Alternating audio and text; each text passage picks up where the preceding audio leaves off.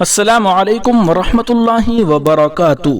رابطہ مدارس اسلامیہ عربیہ دارالعلوم دیوبند کی مرکزی مجلس عاملہ کی اجلاس میں فلسطین میں جاری اسرائیلی مظالم پر اظہار تشویش، تدریب المعلمین کے نظام، اصلاح معاشرے کے جدوجہد اور ارتدادی سرگرمیوں کی روک تھام سے متعلق بھی اہم تجاویز منظور۔ دارالعلوم دیوبند میں کل ہند رابطہ مدارس اسلامیہ دارالعلوم دیوبند کی مرکزی مجلس عاملہ کے اجلاس کی دوسری نشست کا انعقاد 21 اکتوبر کو بعد نماز مغرب مہمان خانہ دارالعلوم میں حضرت مولانا مفتی ابوالقاسم نعمانی صاحب محتمم و شیخ الحدیث دارالعلوم دیوبند و صدر رابطہ مدارس اسلامیہ کی صدارت میں منعقد ہوا۔ اجلاس میں نظام تعلیم و تربیت کی بہتری و استحکام، تدریب المعلمین کا نظام، اصلاح معاشرے کی جدوجہد، بڑھتے ہوئے ارتدادی سرگرمیوں کی روک تھام، ملک میں منظم مکاتب کے قیام کی تحریک وغیرہ سے متعلق اہم فیصلے لیے گئے۔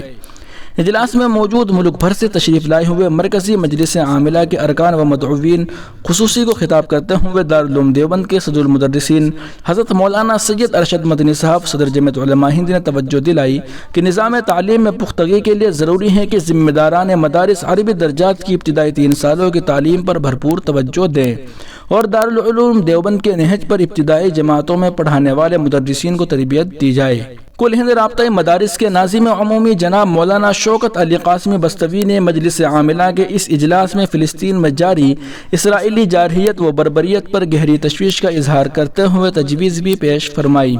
جو اتفاق رائے سے منظور کی گئی۔ تجویز میں فلسطین میں اسرائیل کی وحشیانہ بمباری، غزہ کے ہزاروں معصوم باشندگان کی حتیٰ کہ بچوں اور خواتین کی مسلسل ہلاکت، غذا، پانی، ادویات اور بجلی کا انقطاع اور شہری علاقوں، مسجدوں، اسپتالوں پر مسلسل بم برسائے جانے کی شدید مذمت کرتے ہوئے عالمی برادری سے اور اقوام متحدہ سے مطالبہ کیا گیا کہ ظالم و غاصب اسرائیل کو پابند کیا جائے کہ وہ اپنی ظالمانہ کارروائی غزہ سے لاکھوں بے قصور و مظلومین کے انخلاء اور مسجد اقصیٰ کی بے حرمتی سے باز آئے،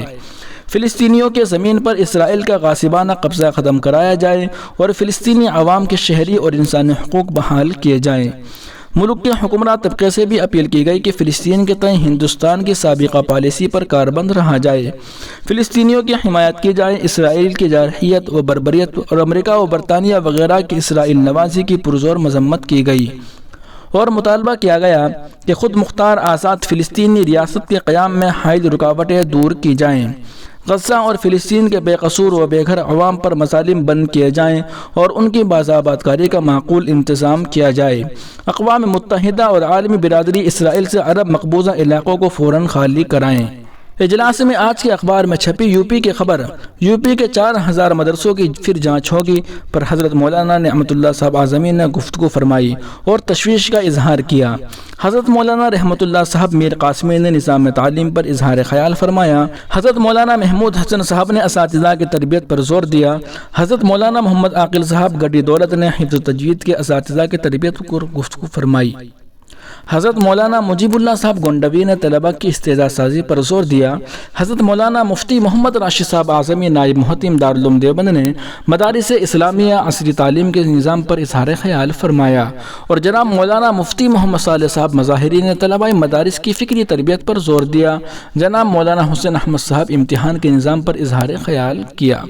دیگر شرکاء میں رابطہ مدارس کے ارکان و صوبائی صدور میں جناب مولانا صدیق اللہ صاحب چودھری مغربی بنگال، جناب مولانا قاری شوکت علی صاحب ویٹ، اس کے علاوہ بہت سارے اسماء گرامی شامل ہیں، وہ تمام حضرات اس میں شامل ہوئے۔ اجلاس کی دوسری نشست کا آغاز حضرت مولانا مفتی ابوالقاسم نعمانی صاحب کی زیر صدارت مہمان خانہ دارالعلوم میں بعد نماز مغرب جناب قاری محمد ارشاد صاحب استاد تجوید و قراءت دارالعلوم دیوبند کی تلاوت قرآن سے ہوا۔ نظامت کے فرائض ناظم عمومی جناب مولانا شوکت علی قاسمی بستوی نے انجام دیے اور صوبائی شاخوں کی کارکردگی کا جائزہ پیش کیا اور مہمانان کرام کا شکریہ بھی ادا کیا۔ 9:15 بجے شب کو حضرت مولانا سید ارشد مدنی صاحب صدر المدرسین دارالعلوم دیوبند و صدر جمعیت علماء ہند کی دعا پر 2 نشستوں پر مشتمل مجلس عاملہ کا یہ اجلاس اختتام پذیر ہوا۔